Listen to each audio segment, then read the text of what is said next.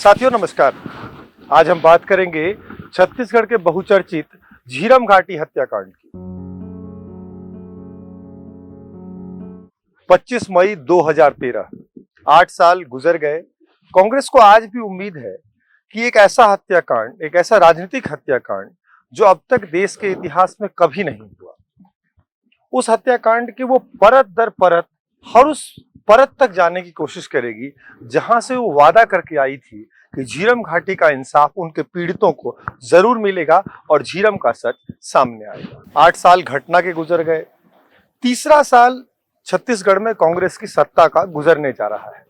लेकिन इन सब के बीच एक सवाल जो उन पीड़ित परिवारों के बीच है वो आज भी कायम है कि कभी क्या झीरम का इंसाफ मिलेगा।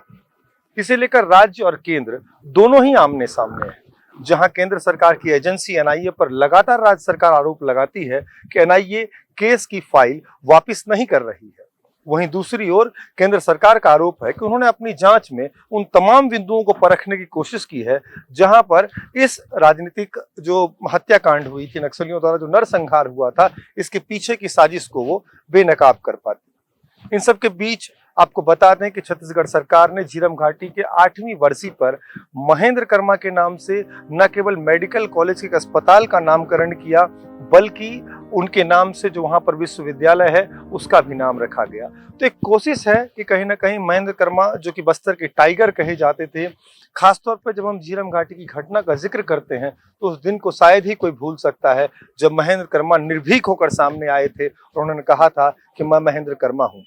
हालांकि उनकी नृशंसता पूर्वक हत्या कर दी गई थी, 100 से ज्यादा गोलियां मारी गई थी, कई जख्म उनके पूरे शरीर पर देखने को मिले थे और कहा गया था कि महेंद्र कर्मा की मौत के बाद नक्सलियों ने न केवल जश्न मनाया बल्कि उस घटना को एक तरीके से रेखांकित करने की कोशिश की कि कहीं ना कहीं नक्सली और महेंद्र कर्मा के बीच एक बड़ी लड़ाई चल रही थी। लेकिन इस घटना में जिस तरीके से नंद कुमार पटेल और दिनेश पटेल की हत्या हुई, उसने कई सवाल खड़े किए और उन सवालों को लेकर आज भी कांग्रेस लगातार ये मांग करती है कि इस घटना में वो पहलू है जो पहलू बताता है कि यह केवल एक नक्सली वारदात नहीं बल्कि सोची समझी एक रणनीतिक राजनीतिक हत्याकांड की कोशिश थी, जिसके पीछे में वो चेहरे हैं जिन चेहरों को कांग्रेस कहती है कि जब वो जांच पूरा करेगी तो इसमें इंसाफ मिलेगा, वो चेहरे सामने आएंगे।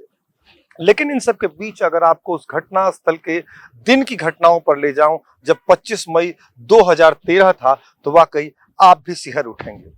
क्योंकि परिवर्तन यात्रा करके लौट रही कांग्रेस ने कभी सोचा भी नहीं था कि सुकमा से निकलकर जो सफर जगदलपुर के रास्ते वो रायपुर का तय करने वाली है, उस बीच में वो तमाम अपने उन बड़े नेताओं को खो देगी जिन नेताओं के सहारे वो 2013 में सत्ता में आने के लिए पुरजोर ढंग से प्रयास कर रही थी। नंद कुमार पटेल उसके प्रमुख रणनीतिकारों में से एक थे और उस समय तत्कालीन प्रदेश अध्यक्ष थे। महेंद्र कर्मा, जिनकी तूती खासतौर पर बस्तर संभाग में सबसे ज्यादा बोलती थी और उन्हें बस्तर टाइगर के नाम से भी पुकारा जाता था। और तीसरे बड़े नेता जिनका जिक्र इस घटनाक्रम में उनके घायल होने के बाद में उनकी मेदांता में दिल्ली में मौत हो गई, उनका नाम विद्याचरण शुक्ल था। विद्याचरण शुक्ल लंबे समय तक केंद्रीय मंत्री भी रहे। राज्य की कह सकते हैं कि राजनीति में भी वीसी शुक्ला की एक अहम भूमिका थी। स्वर्गीय शुक्ल अब नहीं रहे। कांग्रेस पार्टी इस घटनाक्रम में तमाम मारे गए जो लोग थे उनको शहीद का दर्जा देती है, साथ ही साथ सवाल उठाती है।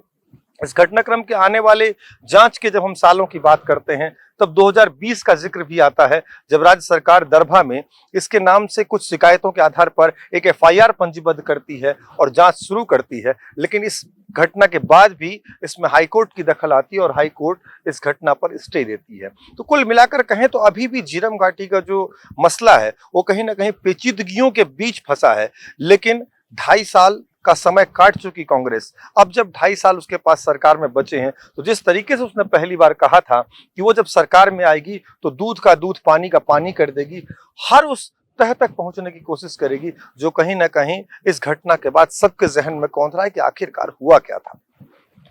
झीरम घाटी की घटना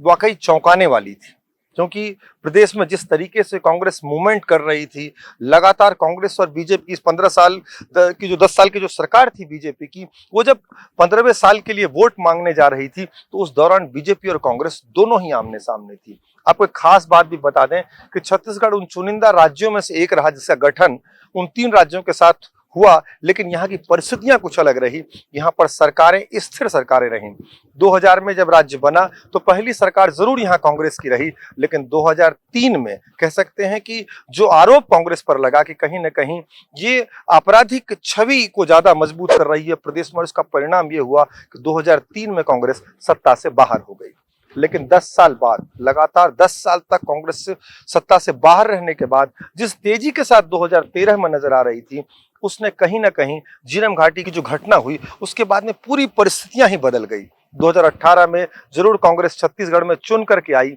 और उपचुनाव के बाद इसकी सीटें 70 हो गई, लेकिन कह सकते हैं कि अभी भी झीरम घाटी का जो इंसाफ जिसकी बात लगातार कांग्रेस करती रहती थी, वो अभी भी अधूरा ही रह गया। वो तमाम परिवार जो आज भी इस उम्मीद के साथ जी रहे हैं कि इसका इंसाफ उन्हें मिलेगा, इस पूरी घटनाक्रम का सच सामने आ पाएगा, वो अभी भी कह सकते हैं कि जांच के उन पन्नों में उलझा हुआ है, जिस जांच का हवाला कभी एनआईए देती है तो कभी राज्य सरकार अपने मार्फत से कहती है कि जांच में अभी बहुत कुछ बाकी है।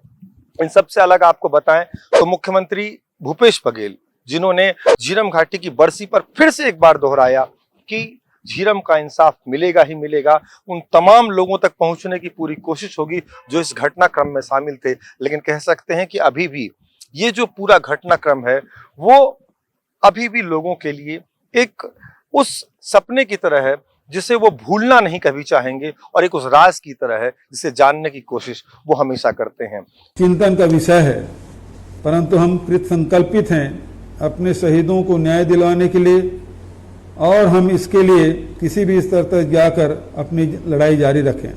बरसी दर बरसी हर साल एक साल बीत जाता है और झीरम के पीड़ित परिवार इस उम्मीद के साथ हर साल टकटकी लगाकर देखते हैं कि शायद ये वो साल होगा जिस साल इंसाफ उनके सामने होगा। लेकिन बीतते सालों के साथ शायद उम्मीद भी अब थोड़ी सी कमजोर होती हुई नजर जरूर आती है। हालांकि राज्य सरकारों का दावा होता है, खासतौर पर जो छत्तीसगढ़ की कांग्रेस सरकार है जिसके ने अपने तमाम उन बड़े नेताओं को इस घटनाक्रम में खोया था, उससे आज भी उम्मीद है कि देर से ही सही सवेरा जरूर आएगा और इस मामले पर इंसाफ की परत जल्द ही खुलेगी।